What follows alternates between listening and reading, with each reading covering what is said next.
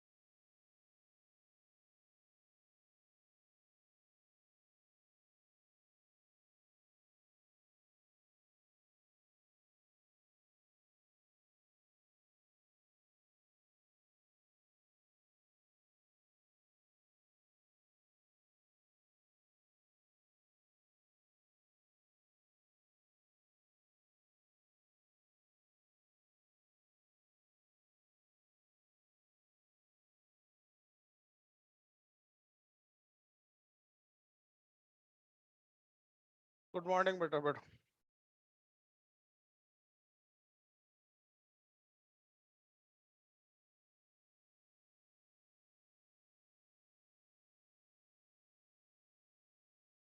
क्या पढ़ लिया था लास्ट में?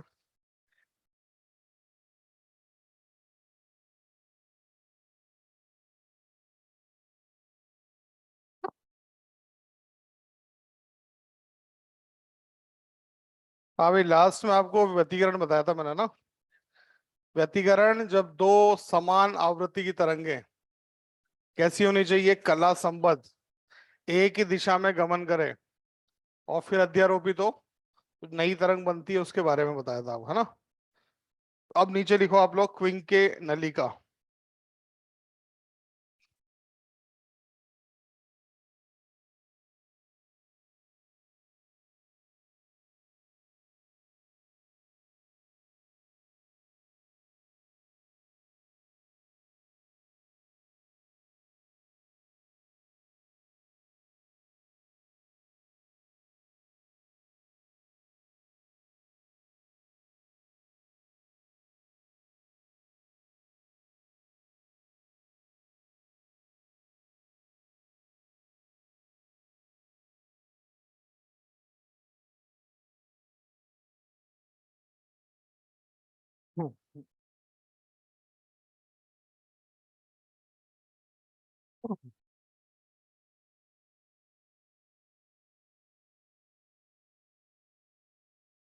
किसी साइंटिस्ट का नाम होगा क्विंके, है ना। देखो इधर ध्यान से सुनो, क्विंके नलिका से क्या करते हैं, तरंग दैर्ध्य ज्ञात करते हैं। देखो इसके द्वारा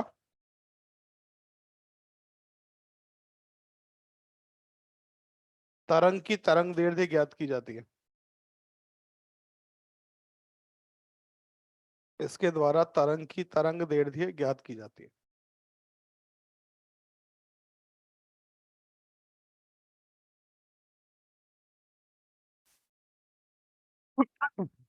देखो इधर क्विंके नलिका इस तरह की होती है।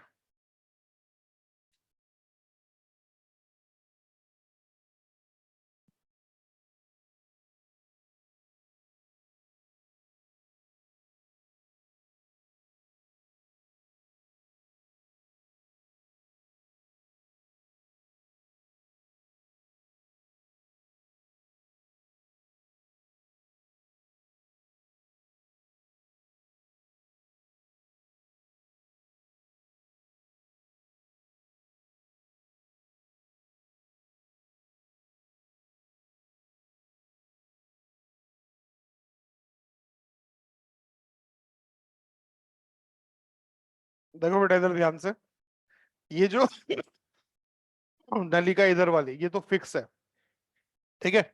और इधर वाला भाग जो है इसके ऊपर आगे पीछे आप इसको कर सकते हो, ठीक है। इधर से ऊपर से इस पे चढ़ा हुआ है ये, तो इसको आगे पीछे कर सकते हो आप यहाँ से। इसके ऊपर स्केल बना होता है यहाँ पे, जिससे अपन कितना आगे पीछे कर रहे हैं ये इससे पता कर सकते हैं, ठीक है। अब देखो ध्यान से, बहुत सीधा सा कॉन्सेप्ट है।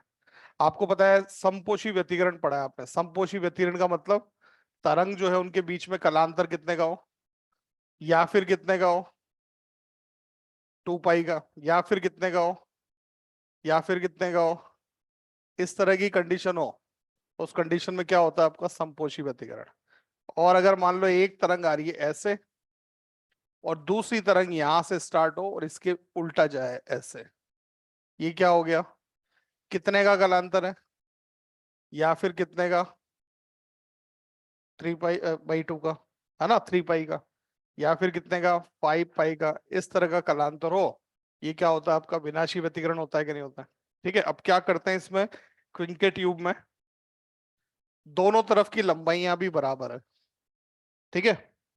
यहां से एक स्वरित्र को लेते हैं और उस स्वरित्र को कंपन करते हैं यहाँ पे, ठीक है। जब कंपित स्वरित्र को यहाँ पर लेके आओगे तो तरंग जाएगी इसके अंदर, बोलो। और ये तरंग यहां से जाके यहां से होती हुई इधर से बाहर निकलेगी।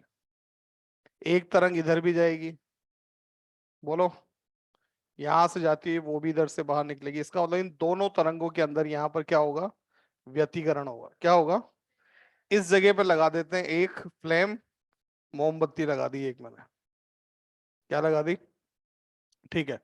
जितना पाथ इधर का है उतना ही पाथ इधर का है, कौन सा व्यतिकरण होगा, समपोषी। भाई जितनी बड़ी तरंग इधर की आ रही है उतनी बड़ी तरंग इधर की आ रही है, तो इसका मतलब में क्या होगा, समपोषी व्यतिकरण। समपोषी व्यतिकरण होता है तो परिणामी तरंग का आयाम और तीव्रता बढ़ जाती है कि नहीं बढ़ जाती है।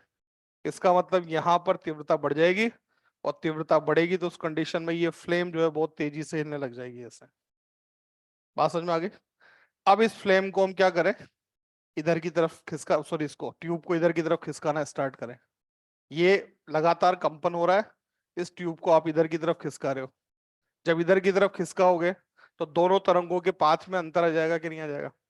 और दोनों के पाथ में अंतर आ जाए, और कितना अंतर आ जाए, λ/2 का, कितने का अंतर आ जाए, आवाज नहीं आ रही, तो एक तरंग जाएगी ऊपर, एक तरंग जाएगी नीचे, दोनों तरंगों का आयाम बराबर है कि नहीं है।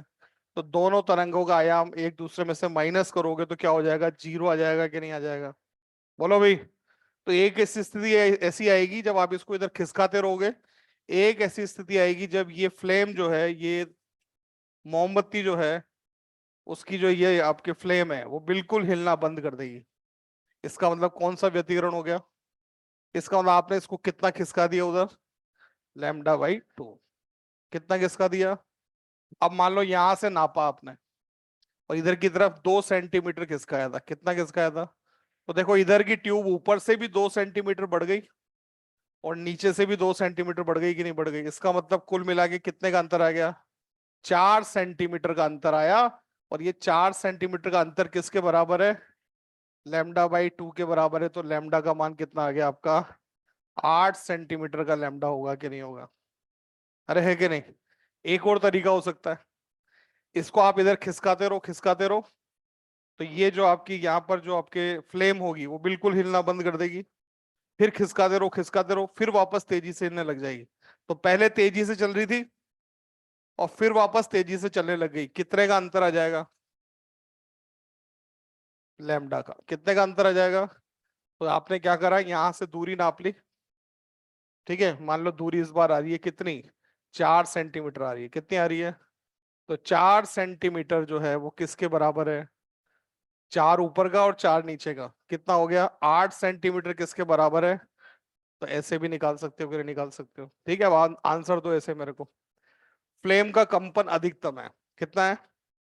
और उससे न्यूनतम कंपन हो जाए, इसका मतलब जो है किसके बराबर होगा? λ/2 के बराबर। किसके बराबर होगा? ऊपर की दूरी x है, नीचे की दूरी भी, तो 2x किसके बराबर होगा? λ/2 के बराबर। फ्लेम का कंपन अधिकतम है और फिर वापस से अधिकतम ही हो जाए, तो 2x किसके बराबर होगा? लैम्डा के बराबर हो जाएगा। न्यूनतम है फिर न्यूनतम हो जाए, लैम्डा के बराबर है। न्यूनतम है और अधिकतम हो जाए, λ/2 के बराबर है। इस तरीके से यहां से 2x दूरी निकाल लेते हैं, और अधिकतम से न्यूनतम निकालोगे या न्यूनतम से अधिकतम निकालोगे तो वो λ/2 के बराबर है। अधिकतम से अधिकतम जाओगे, लैम्डा के बराबर। ठीक है, चलो बनाओ डायग्राम।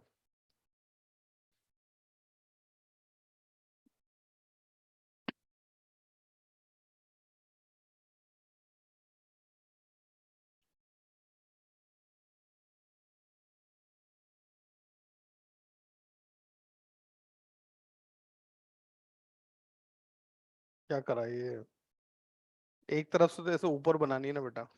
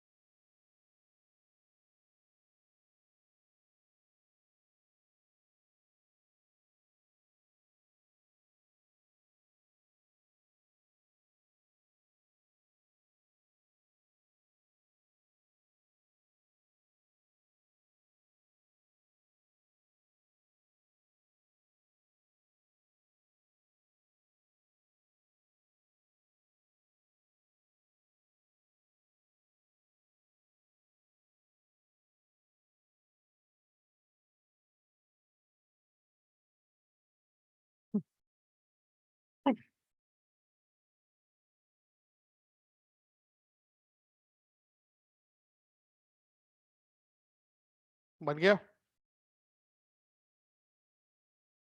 ये दूरी लिख देना। ऊपर वाली दूरी मान लो इसको x खिसकाया आपने, कितना? x, तो नीचे से भी x खिसक जाएगा ये। ठीक है, हाँ। यहाँ लिखो नंबर 1।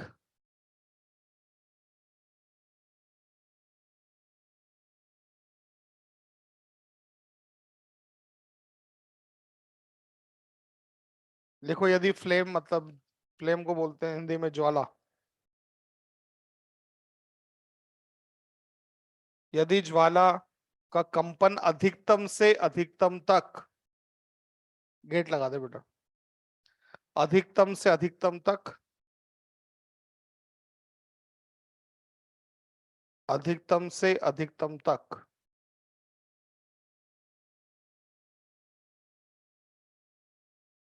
या न्यूनतम से न्यूनतम तक किया जाए,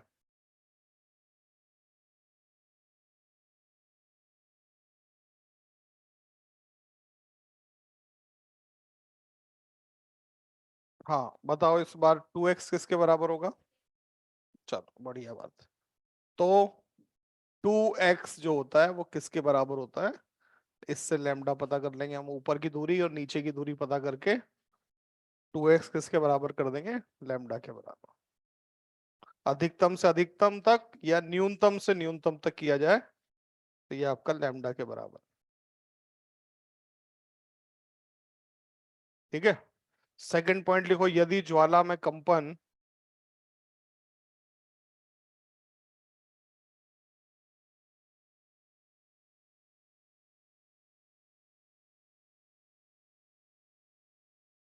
अधिकतम से न्यूनतम,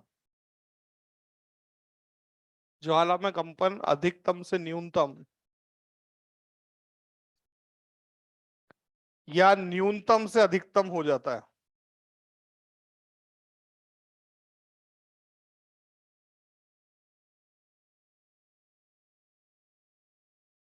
तो बोलो। तो 2x जो होता है किसके बराबर होता है? लैम्डा बाई 2 के बराबर होता है। तो यहां से लैम्डा कितना आ जाएगा? 4x के बराबर।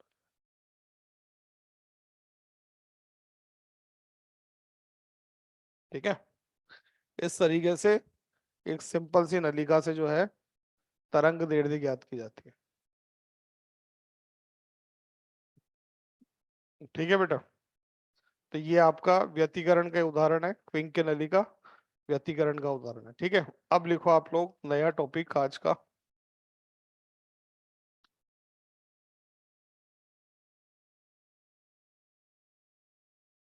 क्वेश्चन कर दोगे ना?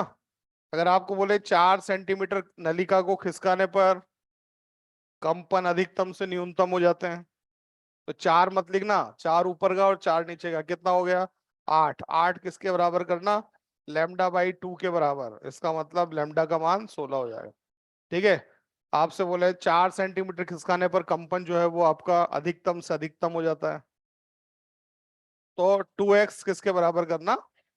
लैम्डा के बराबर। ठीक है। चलो अब लिखो आप लोग बीट्स।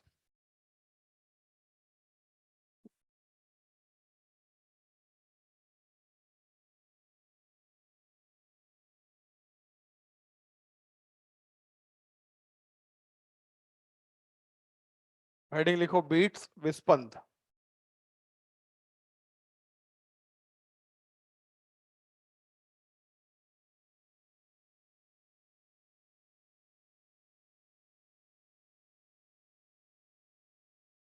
क्या होता है विस्पंद, कौन बताएगा? हाँ, विस्पंद तो नहीं, बीट्स तो सुना है ना आप लोगों ने। तो डांस वांस करता है वो, बीट्स पे करते हैं डांस। अरे है कि नहीं? अगर मान लो कोई भी एक आपका इंस्ट्रूमेंट है, म्यूजिकल इंस्ट्रूमेंट कोई सा भी, जैसे हारमोनियम है या तबला है या बांसुरी है, कुछ भी है, अकेला कोई भी अगर जो है म्यूजिकल इंस्ट्रूमेंट बजेगा अकेला, ठीक है, तो हमेशा जो है वो सैड सॉन्ग बनेगा। क्या बनेगा? मतलब रोना गाना, है ना? कोई सा भी आप हारमोनियम में कोई गा रहा है तो वो अकेला हारमोनियम बजा के जो है वो गजल ही गा सकता है, वो डांस वाला गाना नहीं गा सकता। अरे है कि नहीं? ठीक है। पर जब कोई डांस वाला गाना बनाना है जिसपे लोग डांस कर सकें, कोई तेज गाना बनाना है फास्ट, तो उसमें बहुत सारे म्यूजिक इंस्ट्रूमेंट आपको बजाने पड़ेंगे। ठीक है। अब होता क्या है कि जितने भी म्यूजिक इंस्ट्रूमेंट है उन सबकी आवृत्तियां अलग अलग होती है। अब जब आवृत्तियां अलग अलग होती है तो उस कंडीशन में तरंगे जो है अध्यारोपित होंगे। अब देखो अभी तक हम क्या पढ़ रहे थे, ये जो दोनों तरंगे जो आपने व्यतिकरण में पढ़ी थी, इन दोनों की आवृत्ति क्या थी? समान। आवृत्ति समान थी तो या तो उनके बीच में समपोषी व्यतिकरण हो जाएगा या विनाशी हो जाएगा, या मान लो दोनों तरंगे 60 डिग्री पर है तो 60 पर ही रहेगी हमेशा। बोलो। 30 पर है तो क्या रहेंगी? 30 पर ही रहेंगी। जितना आयाम बढ़ना है या कम होना है उतना का उतना ही रहेगा। पर अगर दोनों तरंगों की आवृत्ति अलग अलग है तो कभी उनकी तरंग तीव्रता बढ़ जाएगी और कभी क्या हो जाएगी? कम हो जाएगी। तो जैसे तीव्रता बढ़ेगी तो आप एक तेज आवाज सुनोगे, फिर धीरे हो जाएगी, फिर तेज हो जाएगी, धीरे हो जाएगी। इस तरीके से तरंगों की जो है बार बार जो है वो तीव्रता का मान बदलता रहेगा। इसमें नहीं बदलता। इसमें एक बार पता लग गया कौन सा व्यतिकरण हो रहा है, संपोषी, तो संपोषी ही होता रहेगा, मतलब आवाज तेज ही सुनाई देगी कि नहीं सुनाई देगी। विनाशी हो रहा है तो विनाशी होगा, आवाज धीरे ही सुनाई देगी। ठीक है। पर जब विस्पंद की बात करते हैं तो दोनों तरंगों की तीव्रताएं क्या होती है आपकी, अलग अलग होती है, पर ज्यादा अलग भी नहीं होनी चाहिए। ठीक है, लगभग समान होनी चाहिए। ठीक है, मैं आपको करके बताता हूं, उसके बाद देखना। इधर देखो आप लोग,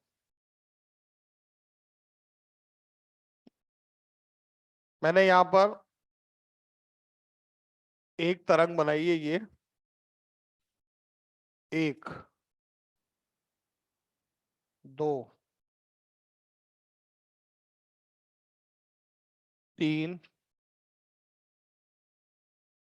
और चार।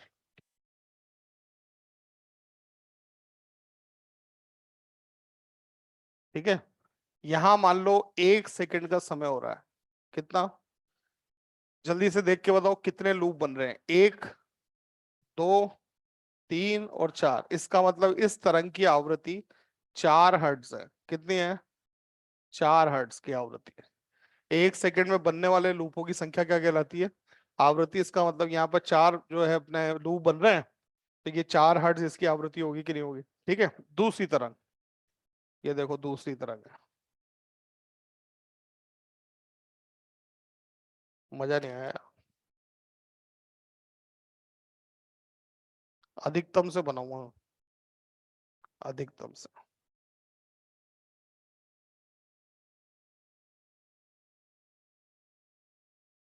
और इधर भी वापस इसको थोड़ा सा आगे बढ़ा देते हैं, अधिकतम पर।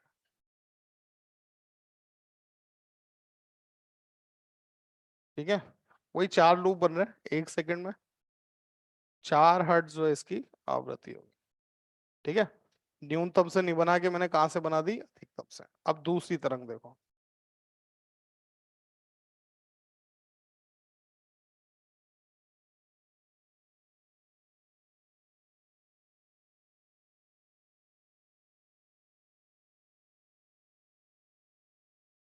देखो इधर बेटा ध्यान से।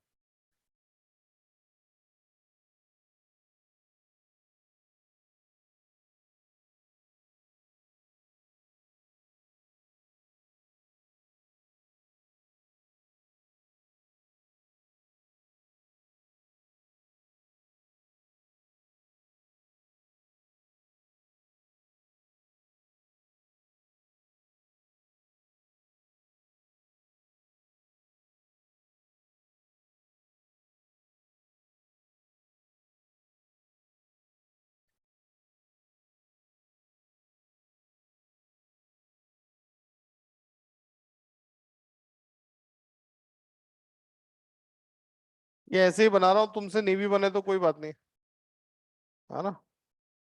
तुमसे नहीं बने तो कोई टेंशन वाली बात नहीं है, बस बात समझाने के लिए बता रहा हूँ। देखो इधर ध्यान से, ये आधा यहाँ था, इसका आधा यहाँ हो गया, इसका आधा यहाँ हो गया। एक तरंग, दो तरंग, बहुत छोटी बन गई।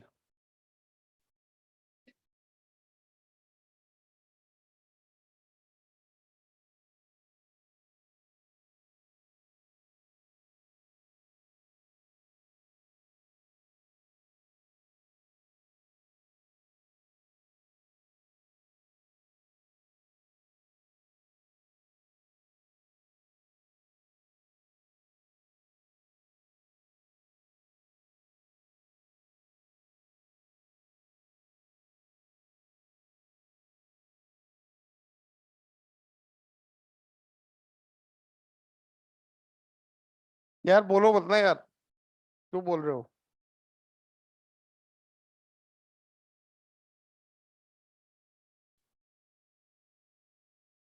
1, 2, 3, 4, 5, 6, 7, 8, 9, 10, 11, 12, 13, 14, 15, 16, 17, 18, 19, 20, 21, 22, 23, 24, 25, 26, 27, 28, 29, 30, 31, 32। ठीक है, 32 के 3 पार्ट करो, कितने हुए। हम्म,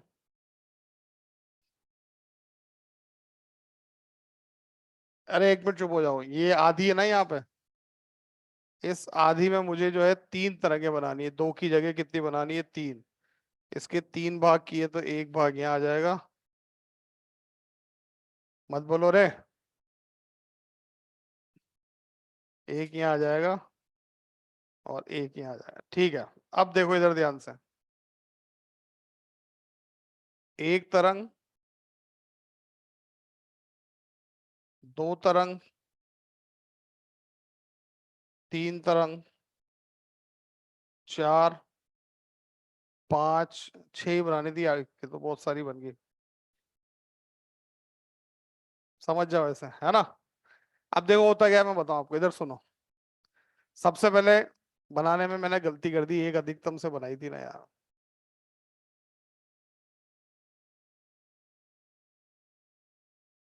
अरे हंस क्यों रहे हो यार।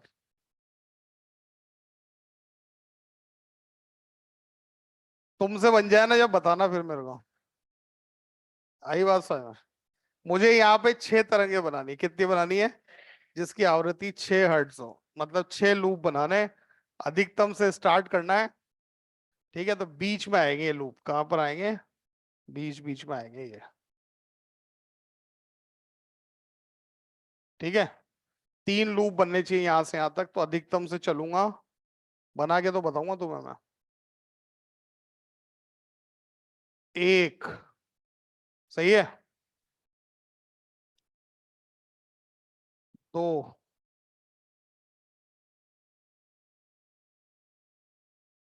फिर ज्यादा हो गया। अब ठीक है यार, बना रहा हूं मैं।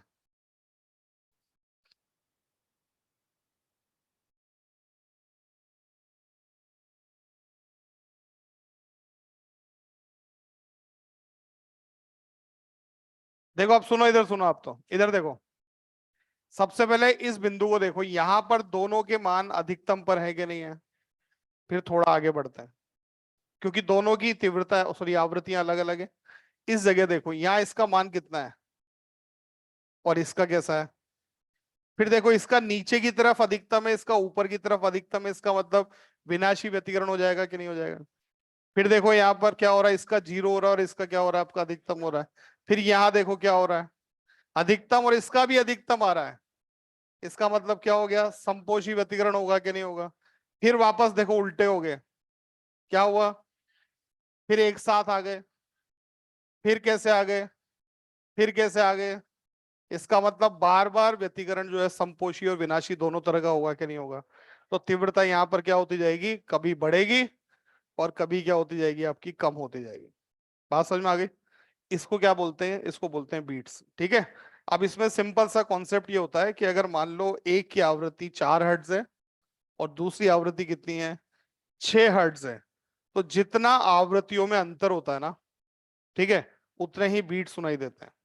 ठीक है, जितना आवृत्ति में अंतर होगा उतने ही क्या सुनाई देंगे आपको, बीट्स। मतलब अगर आवृत्ति में अंतर कितने का है, 2 का अंतर है, तो आपको 2 बार अधिकतम और 2 बार न्यूनतम मान मिलेंगे, तो 2 बीट सुनाई देंगे आपको। बात समझ में आ गई। तो जैसे मान लो आपको फास्ट गाना बनाना है, ठीक है, तो क्या करना है, हाँ पंजाबी गाना बनाना है ना। फास्ट गाना बनाना ना, तो जो जो भी म्यूजिकल इंस्ट्रूमेंट है, मतलब तबला भी बज रहा है और ढोलक भी बज रही है और गिटार भी बज रही है, सितार भी बज रहा है, ठीक है, हारमोनियम भी बज रहा है, उनके बीच में आवृत्ति में अंतर जितना ज्यादा हो, मान लो एक की आवृत्ति जो है वो आपके जो है 400 हर्ट्ज है, कितनी है, दूसरे की 405 है, कितने बीट बने, 5 बीट बन जाएंगे। एक की 400 है, दूसरे की 408 है, 8 बीट बन जाएंगे। एक की 400 है, दूसरे की 410 है, 10 बीट बन जाएंगे। ठीक है, एक की आवृत्ति 400 है, दूसरे की 500 है, 100 बीट बन जाएंगे, पर वो 100 हमारे काम के नहीं है। ठीक है, हमारे कानों की भी एक कैपेसिटी है, कानों के अंदर जो ड्रम है आपका पर्दा है, वो पर्दा 1 सेकंड में ज्यादा से ज्यादा 10 बार कंपित हो सकता है। कितनी बार, 10 बार। 10 बार कंपन होते हैं आपके कान के जो पर्दे में, तो वो 10 बीट तो सुन लेगा 1 सेकंड में। ठीक है, पर अगर मान लो 10 से ज्यादा बीट बनने लग गए, ठीक है, तो इतना तो वाइब्रेट ही नहीं हो पा रहा हो। बात समझ में आ रही है। तो 10 से ज्यादा बीट बनेंगे तो फिर हमें सुनाई नहीं देंगे, फिर हमें एक ही आवाज सुनाई देगी। नहीं आई बात समझ में। मैं इस बोर्ड पे 10 बार ठक ठक करता हूँ 1 सेकंड में, तो आपको आवाज अलग अलग सुनाई देगी, खट खट खट की। बोलो भाई। पर मैं अगर 10 से ज्यादा बार यहाँ पे खटखट करता हूँ ना, तो फिर आप एक ही आवाज सुनोगे, क्योंकि आपके कान का पर्दा जो है वो 10 बार से ज्यादा कंपित नहीं हो सकता है। बात समझ में आ गया? इसका मतलब हम जो बीट सुनते हैं वो मैक्सिमम कितनी होती है, तो इसका मतलब जो म्यूजिक इंस्ट्रूमेंट में अंतर रखा जाता है उनकी आवृत्तियों में अंतर, वो भी अधिकतम कितना हो सकता है, वो 10 का अंतर हो सकता है। बात समझ में आ गई? लिखना स्टार्ट करो।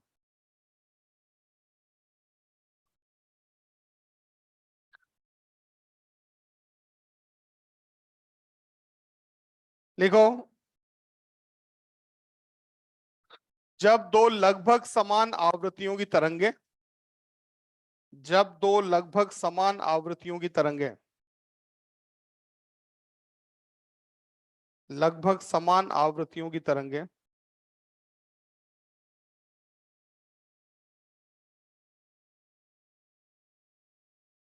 जिनके आयाम समान हो,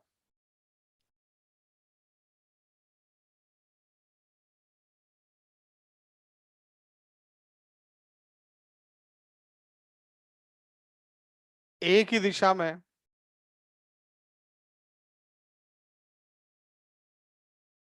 गमन करते हुए अध्यारोपित होती हैं,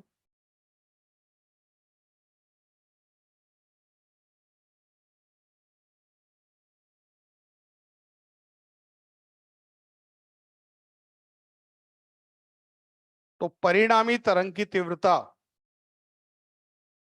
तो परिणामी तरंग की तीव्रता व आयाम, परिणामी तरंग की तीव्रता व आयाम, परिणामी तरंग की तीव्रता व आयाम क्रमागत रूप से,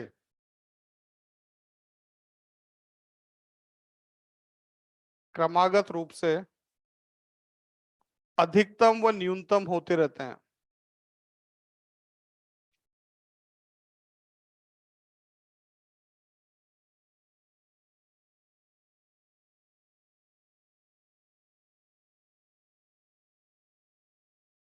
यह घटना विस्पंद कहलाती है।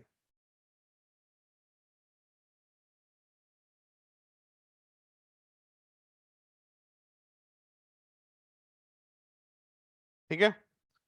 विस्पंद, अगली लाइन में लिखना, विस्पंदों की संख्या, विस्पंदों की संख्या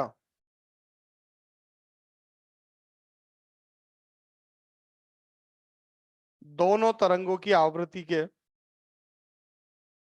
दोनों तरंगों की आवृत्ति के अंतर के बराबर होती है।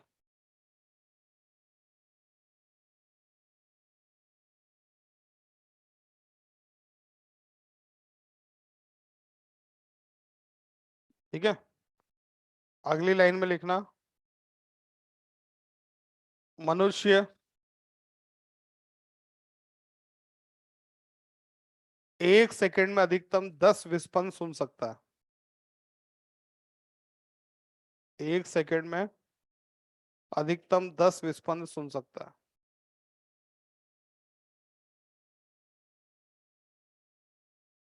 ठीक है भाई, इंसानों की बात कर रहा हूं मैं, है ना? हो सकता है जानवर इससे ज्यादा सुन सकते हो, कम भी हो सकता है। ठीक है।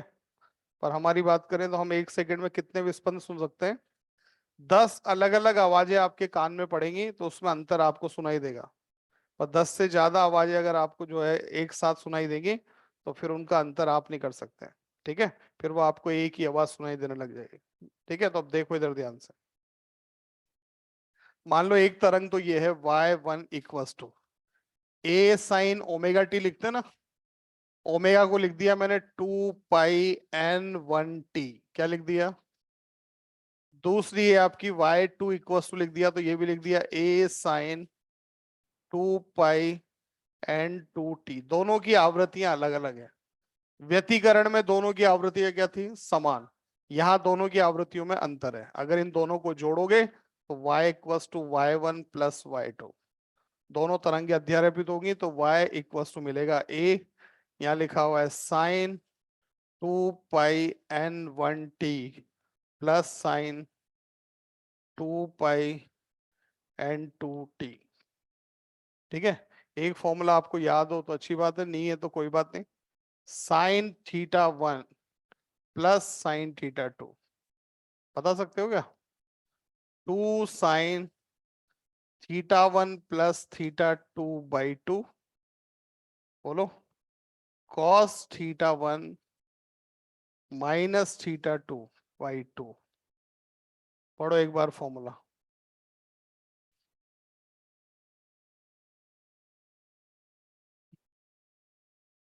ठीक है, ऐसा फॉर्मूला होता है मैथ्स में, अपने पूरी फिजिक्स में कहीं भी काम नहीं आता। बस ये पहली बार ही सुनोगे और लास्ट बार सुनोगे, कोई बात नहीं, याद भी नहीं है तो। देखो इसको लिख रहा हूँ, ये साइन θ1 लिखा हुआ है, ये क्या लिखा हुआ है, तो y इक्वल्स टू होगा a। बोलो देख के तो बताओ, साइन 2 भी आएगा, ठीक है, साइन, बोलो, 2 पाई कॉमन है, टी भी कॉमन है, क्या लिखूं यहाँ पर, n1 प्लस n2/2, और टी कॉमन है कि नहीं है, बोलो भी, फिर बोलो आगे, cos 2 पाई फिर कॉमन है, n1 n2 बड़े में से छोटे को माइनस कर दो, /2t। ठीक है, इस समीकरण को अगर अच्छे से जमा लें, ऐसा बना दें a साइन ओमेगा टी जैसा, तो y इक्वल्स टू समीकरण बनती है 2a cos 2 पाई n1 n2/2t, और पीछे लिख दूंगा साइन 2 पाई n1 प्लस n2t। ठीक है, अगर इस समीकरण को कंपेयर करें, y इक्वल्स टू परिणामी तरंग की समीकरण है a sine 2 pi n t से, किससे कंपेयर करें, आवाज नहीं आ रही, तो आप मुझे बताओ परिणामी तरंग का आयाम कितना है, 2n नहीं, ये पूरा, ये क्या है, परिणामी तरंग का आयाम, ये पीछे साइन थीटा, ये लिखा हुआ साइन थीटा। परिणामी तरंग की आवृत्ति कितनी है, तो मान लो अगर मैं आपसे बोलूं कि एक की आवृत्ति कितनी थी, 4, दूसरे की 6, तो परिणामी तरंग की आवृत्ति कितनी हो जाएगी, 5 हो जाएगी। ठीक है, विस्पंद कितने सुनाई देंगे, तो 6 - 4 कर दोगे तो 2 विस्पंद सुनाई देंगे। ठीक है, बनाओ इसको, जल्दी बनाना।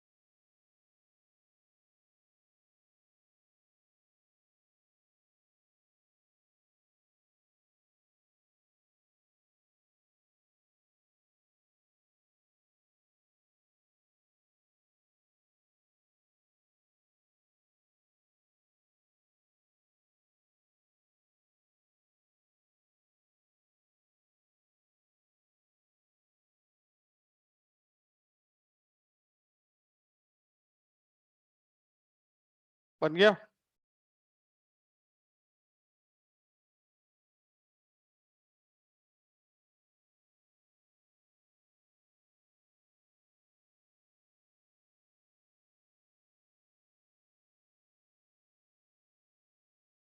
चलो अब लिखो नीचे, परिणामी तरंग का आयाम, परिणामी तरंग का आयाम।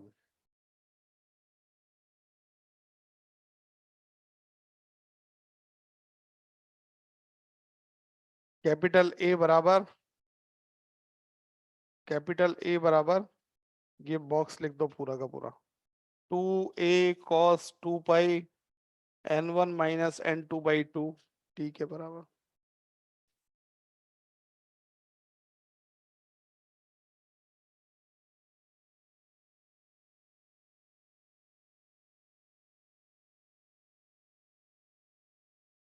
ठीक है, परिणामी तरंग की तीव्रता, परिणामी तरंग की तीव्रता बताओ। ये लिखो, n बराबर, स्मॉल n बराबर n1 + n2/2। अरे मतलब आवृत्ति यार, गलत बोल दिया। परिणामी तरंग की आवृत्ति, परिणामी तरंग की आवृत्ति n बराबर n1 + n2/2 के बराबर। ठीक है, और हमारे जो क्वेश्चन होंगे, नंबर 3 लिखो, जो आपसे पूछा जाएगा, विस्पंदों की संख्या,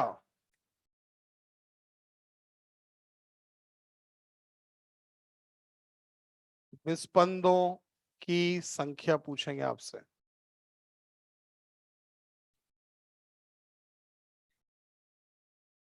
तो ये क्या होती है, n1 - n2। दोनों आवृत्तियों का अंतर जो है वो क्या है, ये विस्पंदों की संख्या है। ठीक है, आपसे सवाल जो है यही पूछेंगे कि विस्पंदों की संख्या ज्ञात करो। ठीक है,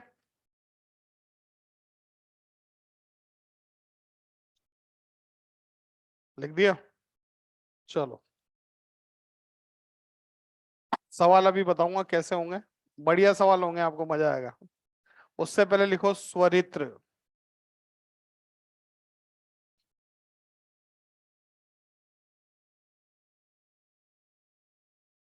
सुना है नाम स्वरित्र का? नहीं सुना? स्वरित्र जो है ऐसा इस तरह का होता है, मेटल का बना होता है।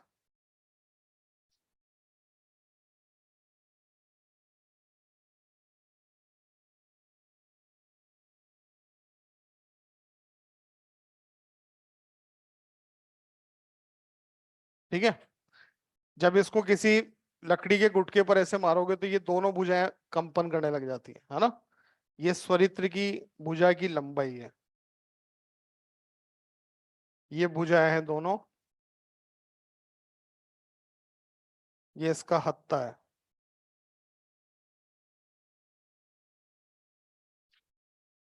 हत्था, हैंडल पकड़ने के लिए। ठीक है, बनाओ डायग्राम अच्छा था, जल्दी जल्दी बनाओ यार।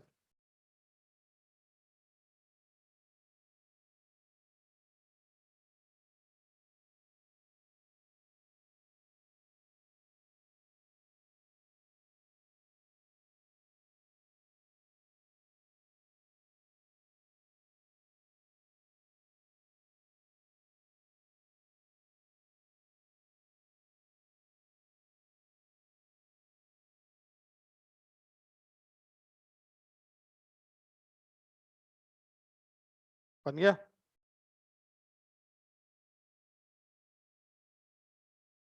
फर्स्ट पॉइंट लिखो इसमें साइड में, लिखो स्वरित्र की भुजा की लंबाई बढ़ाने से, स्वरित्र की भुजा की लंबाई बढ़ाने से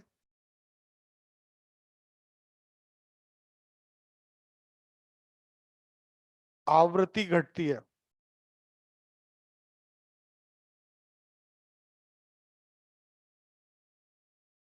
स्वरित्र की भुजा की लंबाई बढ़ाने से आवृत्ति घट जाती है। ठीक है भाई, जितनी ज्यादा लंबाई होगी उतना ही धीरे कंपन करेगा कि नहीं करेगा। ठीक है, जैसे मान लो ये एक टेबल है, इसके ऊपर मैं एक स्केल को लूं, लोहे का स्केल है, अब उसको पूरा यहाँ पे रख दूं, ये लंबाई होगी इसकी, अब यहाँ पे मारूंगा तो ये यूं कंपन करेगा। पर अगर इसकी लंबाई इतनी से रखूंगा, यहाँ पे मारूंगा ना, तो ये बहुत तेजी से कंपन करेगा कि नहीं करेगा? तो लंबाई जितनी ज्यादा होगी उतनी आवृत्ति क्या हो जाती है? कम हो जाती है। दूसरा पॉइंट लिखो, स्वरित्र की मोटाई बढ़ाने से, भुजा की मोटाई बढ़ाने से, स्वरित्र की भुजा की मोटाई बढ़ाने से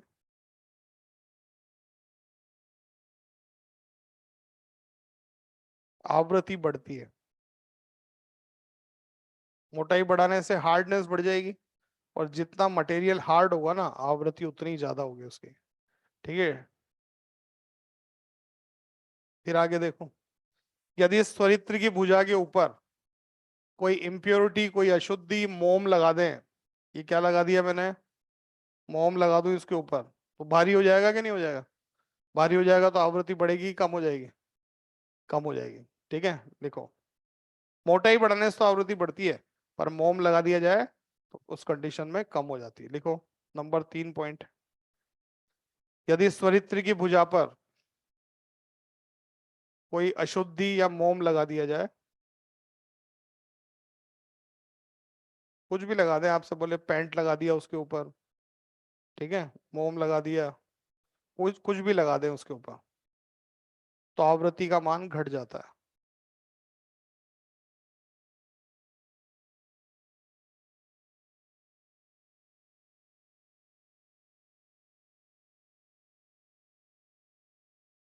ठीक है, अगला पॉइंट लिखो, स्वरित्र की भुजा को घिस दिया जाए। देखो इधर, यहां से घिस दो इसको, मोम लगाने की जगह यहां से घिस दो इसको, तो घिसते ही क्या हो जाएगा? हल्का हो जाएगा ये, आवृत्ति क्या हो जाएगी? बढ़ जाएगी। लिखो, यदि स्वरित्र की भुजा को घिस दिया जाए तो आवृत्ति का मान बढ़ जाता है। तो आवृत्ति का मान बढ़ जाता है।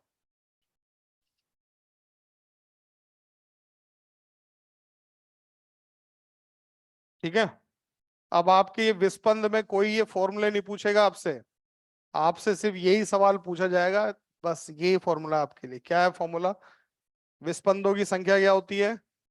n1 माइनस n2 होती है। ठीक है, पर सवाल कैसे होंगे, लिखना स्टार्ट करो। और कोई फॉर्मूला नहीं है भाई, कॉमन सेंस की बात है ना? देखो, ध्यान से सोच समझ के आंसर देना। देखो, एक स्वरित्र एक ही आवृत्ति,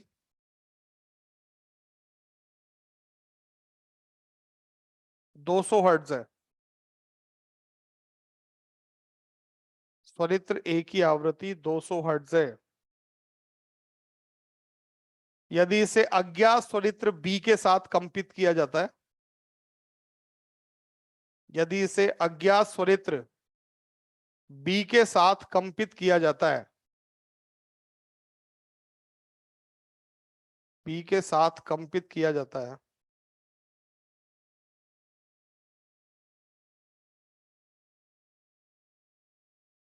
तो 6 विस्पंद सुनाई देते हैं। तो 6 विस्पंद सुनाई देते हैं।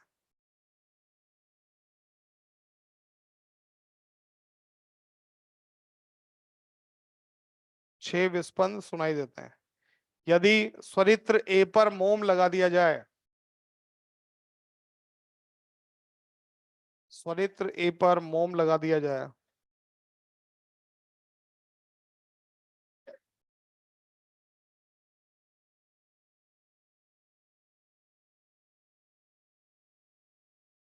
तो विस्पंदों की संख्या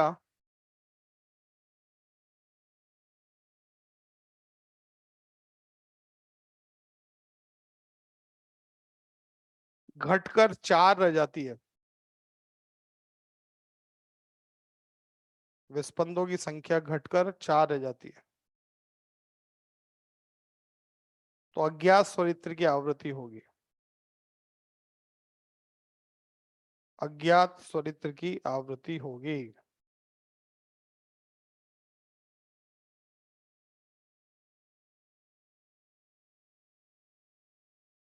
ठीक है, चलो बोर्ड पे देखोगे सब इधर, सब इधर ध्यान दो।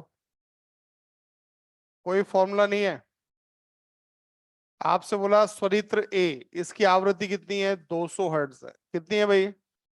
ये 200 हर्ट्ज की आवृत्ति है ए की। अब इसको आपने बी के साथ कंपित किया, तो बी के साथ कंपित करने पर कितने विस्पंद सुनाई दे रहे हैं?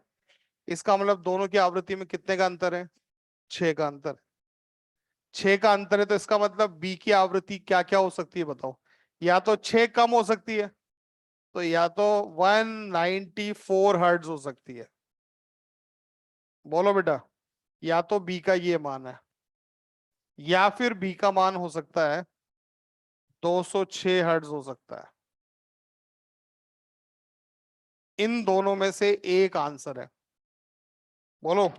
अब वो एक आंसर आपको पता करके बताना है कि बी का आंसर जो है वो आपका 194 है या फिर 206 है, क्योंकि दोनों के साथ 6 विस्पंद सुनाई दे रहे हैं। अब आंसर पता करने के लिए कि इन दोनों में से कौन सा आंसर है, यह पता करने के लिए हमने स्वरित्र ए के ऊपर मोम लगा दिया। क्या लगा दिया? स्वरित्र ए पर मोम लगाते हैं, उसकी आवृत्ति कम हो जाएगी। बोलो भाई, इसका मतलब इसकी आवृत्ति कम हो जाएगी। कम होगी तो इधर जाएगी कि नहीं जाएगी? या तो हो सकता है कम, कितनी कम होगी ये पता नहीं है, पर इसकी आवृत्ति कम होगी तो या तो 199 रह जाएगी, बोलो, या 198 हो जाए, या 197 हो जाए, या 196 हो जाए। इस तरीके से आवृत्ति कम होती जाएगी, नहीं होती जाएगी। या हो सकता है इसकी आवृत्ति कम होकर 190 रह जाए, या हो सकता है और ज्यादा मोम लगा दिया तो और कम हो जाए। अरे है कि नहीं? पर कुल मिला के कम हो रही है कि नहीं हो रही है? चलो अब देखो ध्यान से। अगर मैं आपसे बोलूं बी का आंसर मैं 206 मानूं, कितना मानूं? तो पहले दोनों के बीच में कितने विस्पंद सुनाई दे रहे थे? अब अगर इसकी 199 हो गई तो कितने विस्पंद सुनाई देंगे? 7। 198 होगी तो, 197 होगी तो कभी भी 4 सुन सकते हो क्या? नहीं। पर इसकी बात करें तो अगर इसकी आवृत्ति कम हुई और कम होके कितनी हो जाए, आवाज नहीं आ रही, तो इन दोनों के बीच में कितने विस्पंद सुनाई देंगे? 4 आएंगे कि नहीं आएंगे?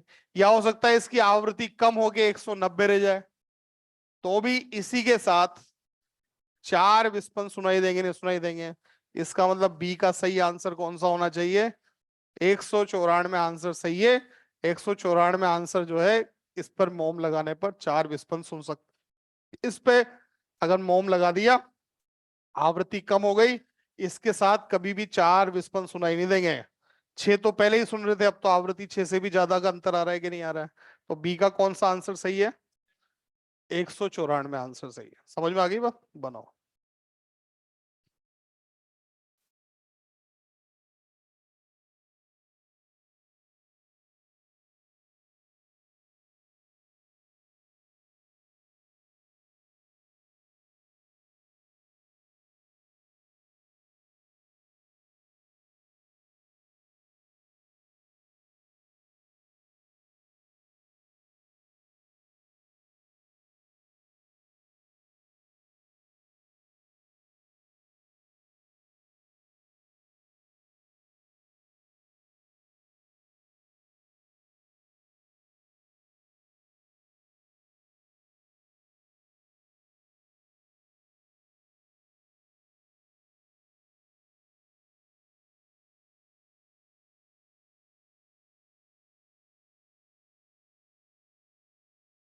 मुझे पूछ, मैं बताऊंगा क्या हुआ। क्या? मोम किस पे लगाया?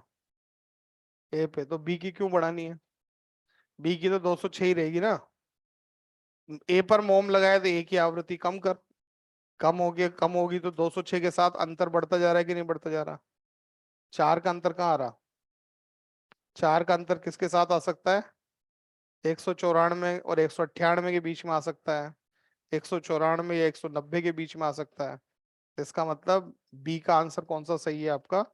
194। समझ में आई क्या बात? ए की क्यों बढ़ेगी?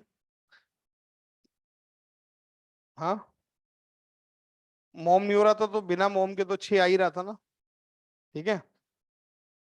वो क्यों आएगा? भाई पहली बार 6 विस्पंद सुने थे, तो 6 से तो पता नहीं पड़ पाया, 6 कम भी हो सकती है, 6 ज्यादा भी हो सकती है। तो आपने आंसर दिया 194 या 206। अब अपने को चेक करना है कि 206 सही है या 194 सही है। ए पर लगा दिया मोम। ए पर लगाते हैं, ए की आवृत्ति कम हो गई, आवृत्ति कम हुई तो 4 विस्पंद सुनाई दे रहे हैं, तो 4 किसके साथ आ सकते हैं? 194 वाले के साथ ही आ सकते हैं। इसका मतलब बी का आंसर कौन सा सही है? 194। ठीक है, चलो अगला क्वेश्चन लिखो।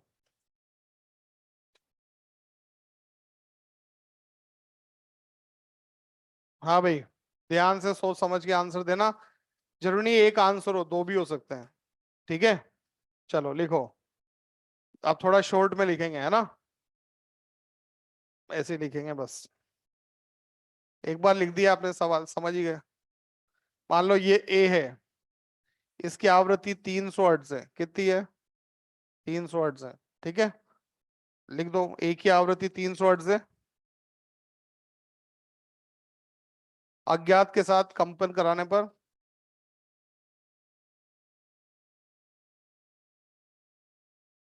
अज्ञात के साथ कंपन कराने पर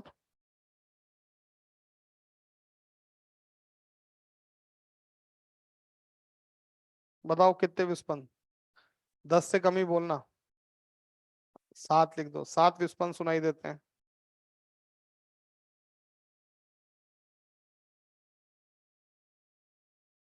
ठीक है, अब 7 है, इसका मतलब बी की आवृत्ति या तो 7 कम है या 7 ज्यादा है। ठीक है, अब ये पता करने के लिए कि 7 कम है या 7 ज्यादा है, हम क्या करेंगे? मोम लगाएंगे। किस पे लगाए मोम ये भी बता दो, किसी पे भी लगा सकते हैं, अज्ञात पे या ज्ञात पे? बी पे लगाओ, ये लो। तो यदि अज्ञात पर मोम लगाया जाए, अज्ञात पर मोम लगाया जाए तो विस्पंदों की संख्या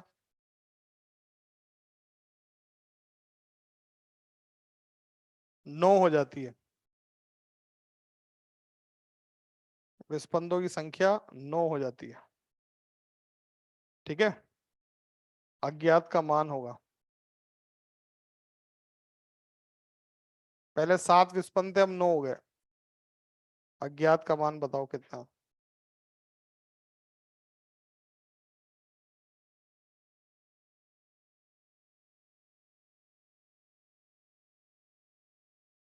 कोई फॉर्मूला ही नहीं है बेटा, लॉजिक है बस आपका, थोड़ा दिमाग चलाओ।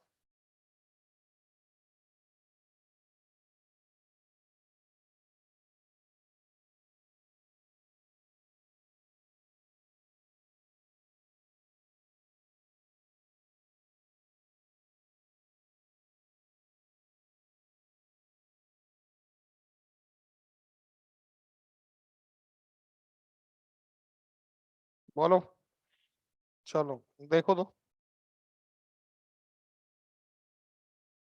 7 का अंतर रखना है, इसका मतलब 200। 293 बी का आंसर है, या तो बोलो, या फिर बी का आंसर कितना है?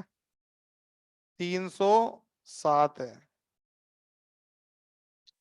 मोम किस पे लगाना है? बी पे। अभी कितने का अंतर है? 7 का। अभी इसके साथ भी कितने का अंतर है? अब मोम लगाना है बी पे। जिस पे मोम लगाओगे उसकी आवृत्ति कम होती जाएगी। इस पे मोम लगा दिया, इसकी आवृत्ति कम होती गई। तो बताओ, नो विस्पंद सुनाई दे सकते हैं क्या? बिल्कुल दे सकते हैं। अगर बी की आवृत्ति कम होगी, कितनी हो जाए? 291 हो जाए। कितनी हो जाए? आवाज नहीं आ रही यार। तो इसके साथ नो विस्पंद सुनाई देंगे कि नहीं सुनाई देंगे? तो कौन सा आंसर हो सकता है?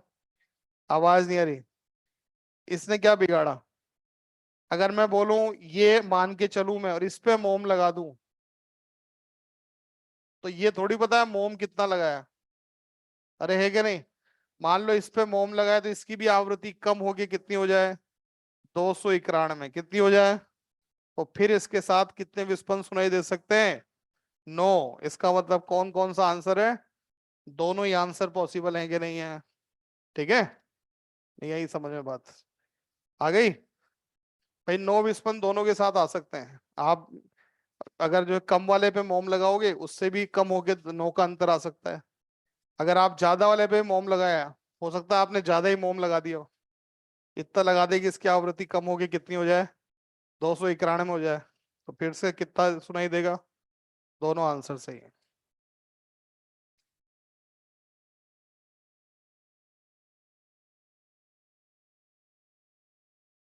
ठीक है।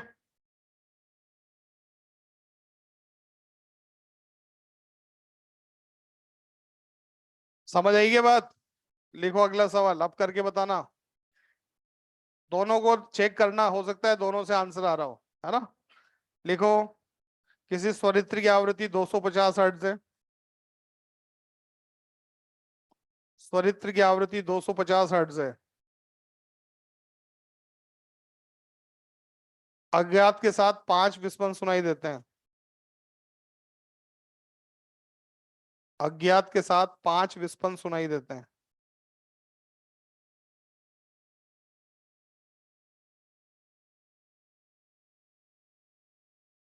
यदि ज्ञात पर बॉम्ब लगा दे,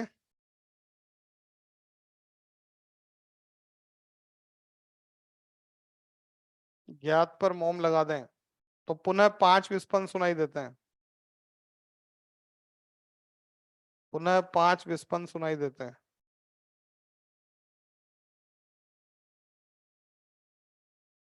अज्ञात की आवृत्ति होगी, पहले भी 5, बाद में भी 5।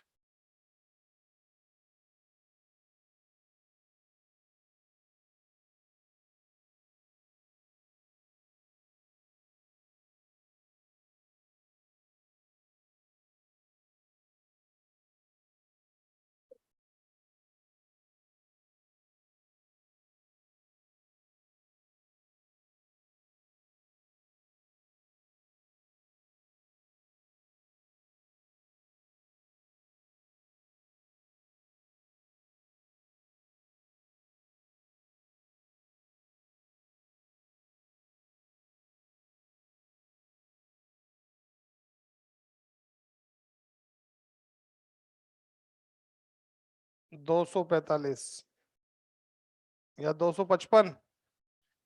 पक्का? चलो देखें कितनी है ए की आवृत्ति। 250। बी की आवृत्ति क्या हो सकती है? 255 हो सकती है, या फिर बी की आवृत्ति 245 हो सकती है। मोम किस पे लगाना है? ए पर। ए पे मोम लगाओगे जो कम होगी आवृत्ति। पहले कितने का अंतर था, फिर कम हो के कितनी हो जाए?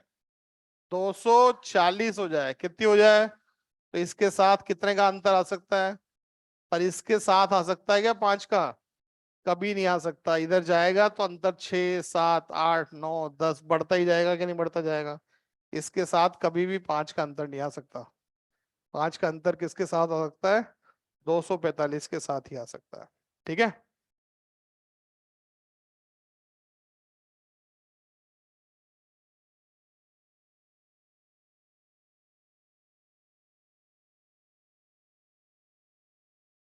हो गया।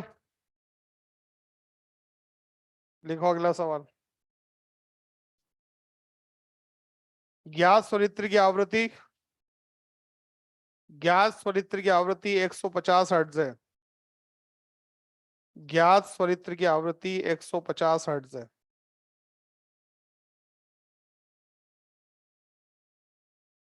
अज्ञात के साथ कंपन करने पर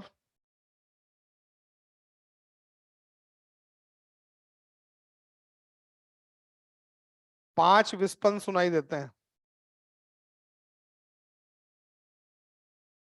5 विस्पंद सुनाई देते हैं।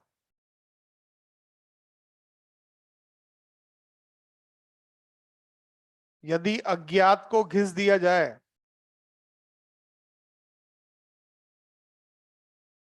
अज्ञात को घिस दिया जाए, घिसने से क्या होता है? हाँ, आवृत्ति बढ़ानी है इस बार। अज्ञात को घिस दिया जाए तो विस्पंदों की संख्या 3 हो जाती है।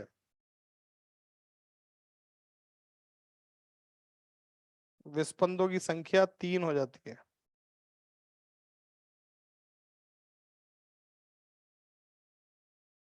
तो अज्ञात की आवृत्ति होगी।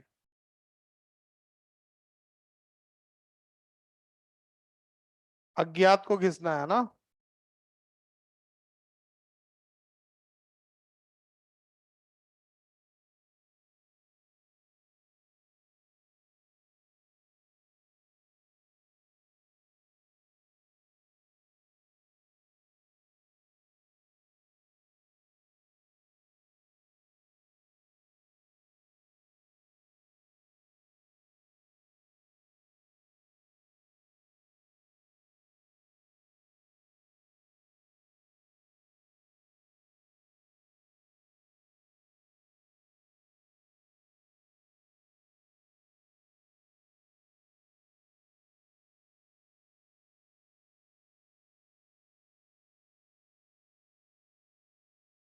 कितने? चलो देखें, चेक करो। पहले ए की आवृत्ति 150, 5 का अंतर 145 है बी की, या फिर बी का आंसर है कितना, 155 है, यही है। चलो अब आपने किसको घिसा है? बी को, अज्ञात को। मान के चलो ये है अज्ञात, इसको घिस दिया तो आवृत्ति बढ़ेगी कि नहीं बढ़ेगी? तो 156 होगी, 157 हो जाए, 158 हो जाए, तो कभी भी 3 का अंतर आ सकता है क्या? अंतर पहले ही 5 का था, अब तो बढ़ता जा रहा है कि नहीं बढ़ता जा रहा है? अरे है कि नहीं? पर कभी भी 3 का अंतर नहीं आ सकता उसके साथ, पर इसके साथ आ सकता है। इसकी आवृत्ति अगर बढ़ के कितनी हो जाए, 147 हो जाए, तो 3 का अंतर आ जाएगा कि नहीं आ जाएगा? और बढ़ के मान लो कितनी हो जाए, 153 हो जाए, तो फिर से 3 का आएगा कि नहीं आएगा? तो कुल मिला के 3 का इसी के साथ आ सकता है कि नहीं आ सकता है? उसके साथ नहीं आ सकता। ठीक है, सही आंसर कौन सा है? 145।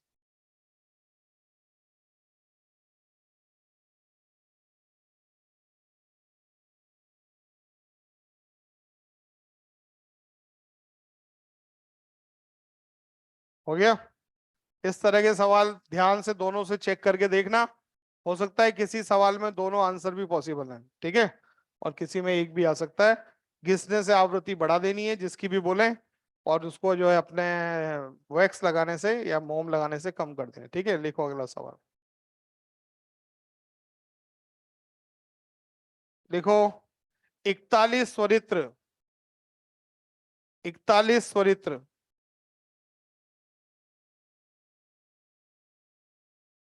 41 स्वरित्र एक श्रेणी में लगे हैं।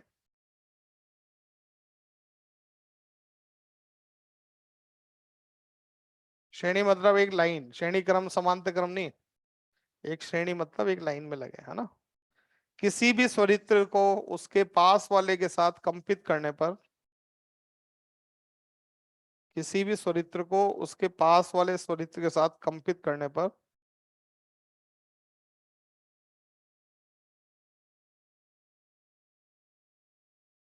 3 विस्पंद सुनाई देते हैं। किसी भी स्वरित्र को उसके पास वाले स्वरित्र के साथ कंपित करने पर 3 विस्पंद सुनाई देते हैं। ठीक है, 41वें स्वरित्र की आवृत्ति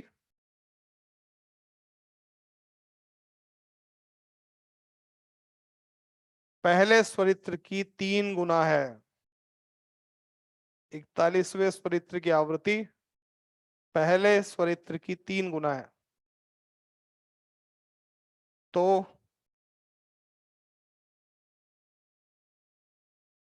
किसकी आवृत्ति बताओगे? बताओ, 5वें की, छठे की?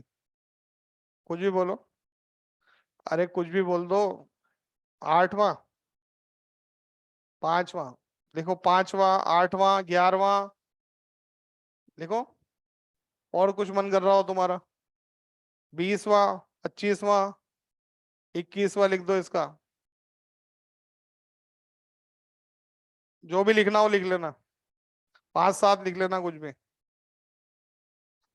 हाँ, 29वां लिख लो, 35वां लिख लो, 40वां लिख लो, कुछ भी लिख लो। हाँ देखो इधर क्या करना है, ये स्वरित्र है। कितने स्वरित्र है? 41 स्वरित्र लगे हैं ऐसे। ठीक है, पहले की आवृत्ति से 3 गुना आवृत्ति 41वें की है, और सबका अंतर 3 3 का है कि नहीं है? इसका मतलब इनकी आवृत्तियों का अंतर 3 3 का है। बोलो बेटा, 3 3 का अंतर है। अब मुझे पता नहीं पहले की कितनी आवृत्ति है और अंतिम की कितनी आवृत्ति है, पर 3 3 का अंतर तो पता ना। तो ध्यान से देखो मैं क्या लिख रहा हूं। अगर N2 का मान लिखें किसका, उसमें से N1 माइनस करें तो कंफर्म 3 आएगा।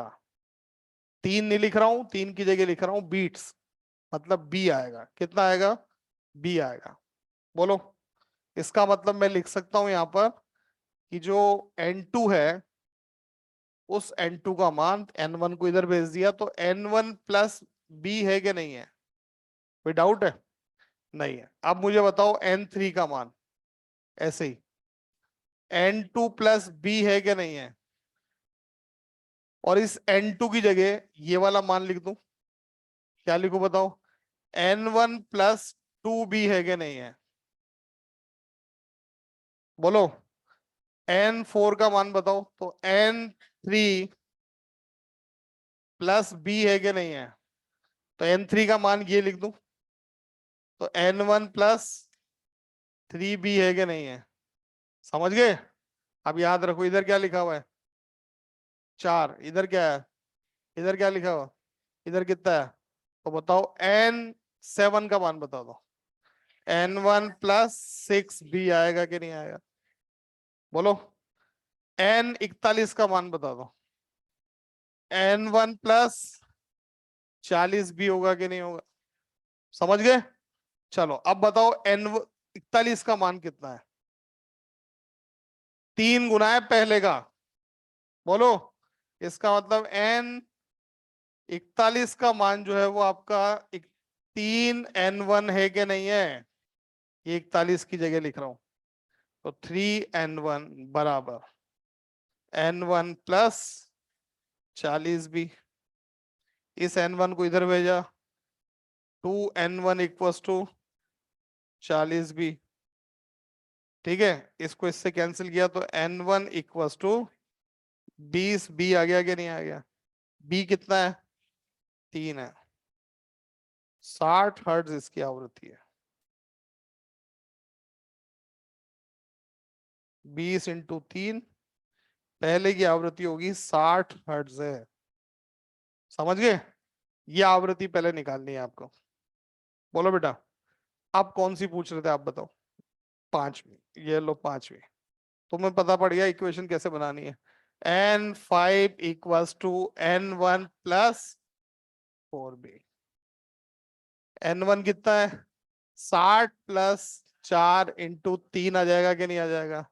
N5 इक्वल्स टू 72 आ जाएगा। नहीं समझ आई बात? और कौन सी बताऊं? 8वीं से आगे बोलो, तुम निकाल लेना 8वीं। 21वीं बता। N21 equals to N1 plus 20B होगा कि नहीं होगा? बोलो। 21 का मान 60 प्लस 20 × 3 कितना आ गई? 120 हर्ट्ज आ गई। समझ गए? जिसकी भी आवृत्ति लिखनी हो एक कम करके लिख देना। यहाँ पे 8वीं पूछे तो N1 प्लस 7B कर देना। 11वीं पूछे तो N1 प्लस 10B कर देना। ठीक है।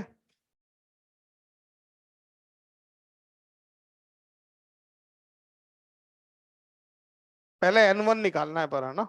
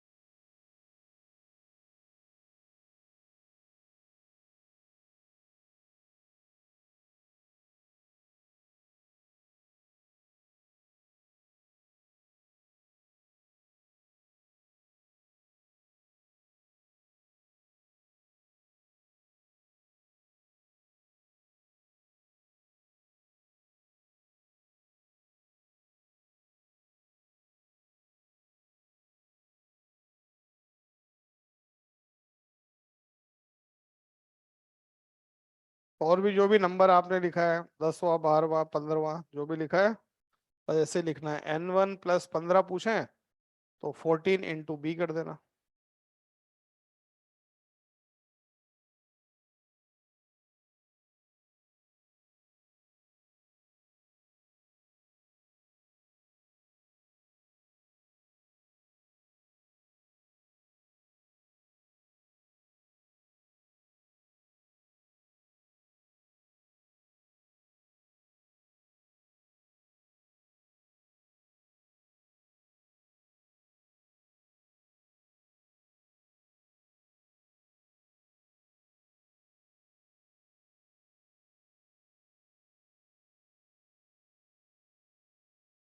हो गया?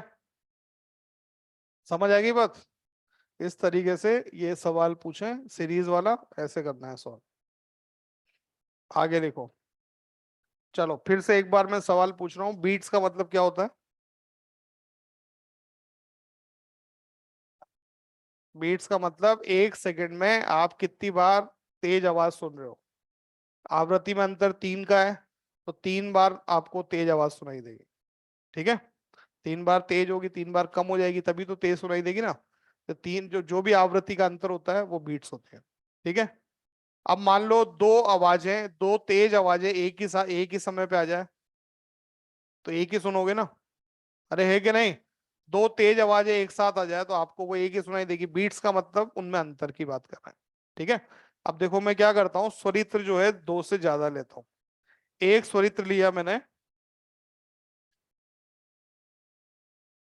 2 हर्ट्ज है, कितनी है आवाज नहीं आ रही। दूसरा स्वरित्र जो है वो है 4 हर्ट्ज का। कितने का? 4 हर्ट्ज का दूसरा है। ठीक है? तीसरा स्वरित्र है, मान लो 7 हर्ट्ज का है। कितने का है? 7। इन तीनों को एक साथ कंपित किया, एक साथ कंपित करेंगे तो उस कंडीशन में आपको बताना है कितने बीट सुनाई देंगे। ठीक है? चलो, इन दोनों का अंतर बताओ। आवाज नहीं आ रही। इन दोनों का अंतर बताओ। 3। और इन दोनों का भी अंतर बताओ। 5। ठीक है? तो देखो, इन दोनों की बात करते हैं। एक सेकंड में कितने विस्पंद आवाज नहीं आ रही, तो एक तो आधे सेकंड पे सुनाई दे जाएगा, और एक आपके 1 सेकंड पे सुनाई दे जाएगा। 2/2 इसके 2 भाग कर दिए। अरे है कि नहीं? इन दोनों के बीच में कितने विस्पंद? 3। पहला कब सुनाई देगा? 1/3 पे। बोलो। उसके बाद 2/3 पे, फिर 3/3 पे। ऐसे 1 सेकंड के 3 विस्पंद बना दिए। बोलो, ऊपर वाले के कितने हैं? 5। पहला कब सुनाई देगा? 1/5 पे। दूसरा, तीसरा, 3/5 सेकंड पे चौथा, और पांचवा, ये इसको भी 1 सेकंड में 5 विस्पंद बना दिए। ठीक है? अब बताओ, इनमें से कोई समय मिल रहा है क्या? बिल्कुल मिल रहा है। ये सब तो एक ही सेकंड पे सुन रहे हैं कि नहीं सुन रहे हैं? तो इसका मतलब ये तो एक ही आवाज आएगी आपको तीनों की एक साथ। बोलो, इसका मतलब 1 सेकंड में आप कितने विस्पंद सुन पाओगे, गिन के बताओ। 1, 2, 3, 4, 5, 6, 7। और ये पूरा एक ही है कि नहीं है? इसका मतलब विस्पंदों की संख्या कितनी होगी?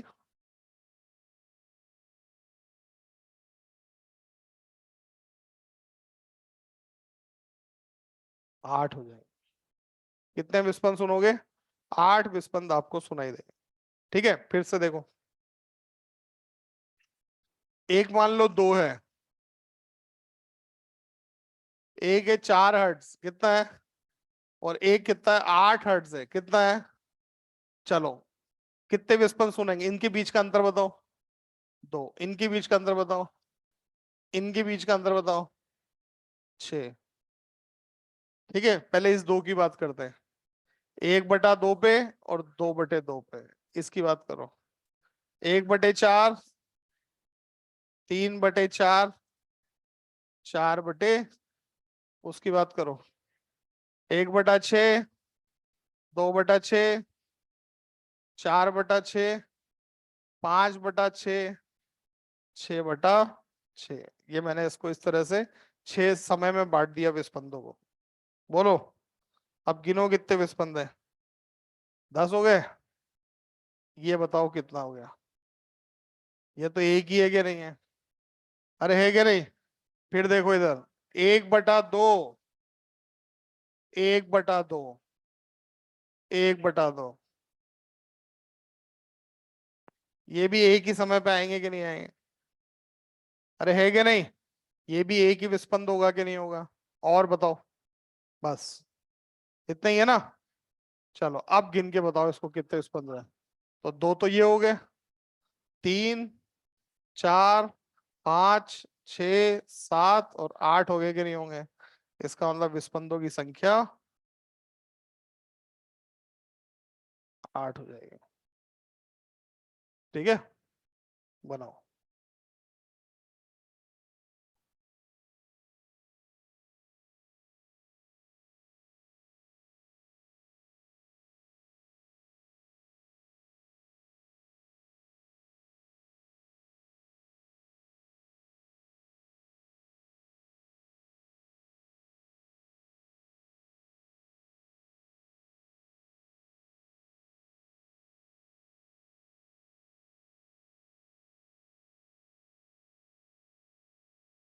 एक ही समय पे दो आवाज आ रही है तो आप वही तेज सुनोगे, बस अलग अलग नहीं सुन पाओगे उनको।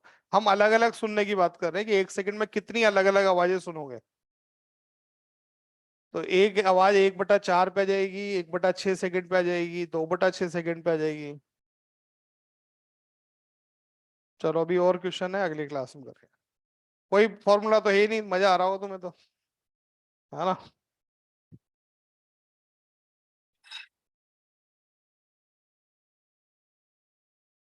बस बेटा।